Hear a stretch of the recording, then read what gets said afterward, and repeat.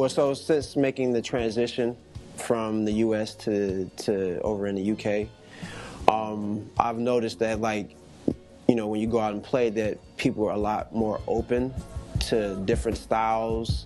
And really just even on some nerdy stuff, like where the original sources of music came from, and just allowing you to be yourself in some, you know, in some capacity. And this is not even, this is just in just over there in Europe and across either Europe or New Zealand or anything like that. Like, they're just a lot more open and accepting of different styles of music in a pure way, though. The reason I think they're a little bit more open, I can't really answer that question. It could be a thing of, overseas being a little bit more progressive, musically and culture-wise, you know what I mean? Because there's a lot of different mixes of people, languages, everything. And that's not to say that America's not, but yeah.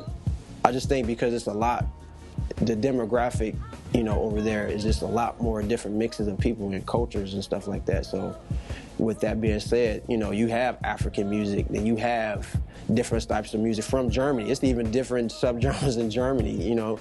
It's just different music in general. So, you know, yeah, I'll probably say it's a little bit more progressive, probably. Also going along with the transition of moving over over in the UK, I mean, I already kind of had a world. That was my thing. Like, I wanted to just make music for the world in general. You know what I mean? So that's when at the time when I was, you know, in the process of creating my sound, like, I would make house music. I would make the craziest things I possibly could. I never thought I would actually go over there, but this is what I had in mind. So I didn't want to be put in the box anyway. So then when I went over there and actually played, that just reaffirmed it right there. Like, they were open to, like, I can play some house music and I can play the most craziest stuff, and, you know, they accept it. You know, that's cool. You know what I mean? But my mind state, even going into it, was just a world view.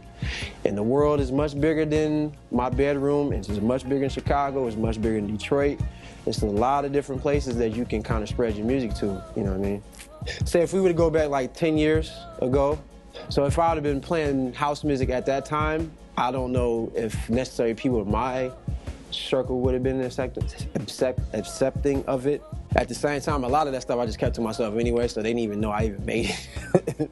You know what I mean? But so saying how, you know, definitely house music and really just music in general, you know, it can bring a lot of different people together and, you know, different feelings and emotions and vibes and stuff like that. So definitely not being in one specific thing, just making great music, you know, at the end of the day, you know, I think still is going to bring a lot of people together, you know what I mean? However form and fashion that you do it, you know what I mean?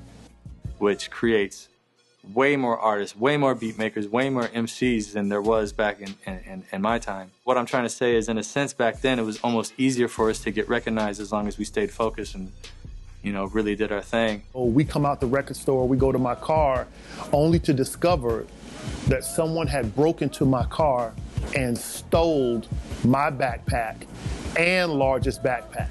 DITC as a whole shaped the sound of sampling, kind of simple.